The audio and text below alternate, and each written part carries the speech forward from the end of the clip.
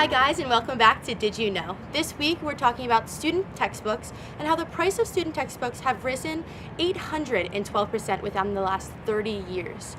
We ran around campus and asked students about their input on this topic. I probably spend about $500 every semester for textbooks, which is kind of low for some people because I know like law textbooks and medical textbooks, they are maybe $500 each.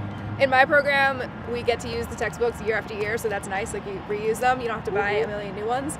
But it's a little ridiculous when you go on Amazon that first day of classes and it's like $300 for one paperback loose leaf book. It just stinks. And like, who's getting the money? Why do they need that? I would say about 100 to maybe 300.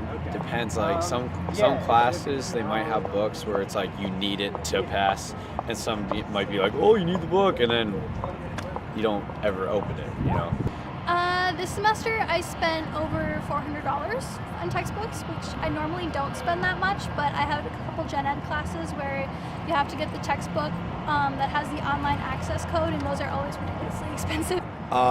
This past year I've spent probably about $150 to $200 on textbooks, and I buy them off check. Okay. And do your teachers still assign textbooks? Do you see that declining more and more? Most of my professors have at least one or two textbooks per class. This semester I spent upwards of $450 on textbooks. That's a lot of money. Yeah. And you bought them at the university store? Yes. I bought one off Amazon and it was half price. Next, we stopped into Dr. Feather's office, a professor and advisor in the Department of Teaching and Learning, to speak with him about textbook costs here at Bloomsburg University. I think they go after alternatives. I have seen a decline. I think it's implied more than actually visibly seen.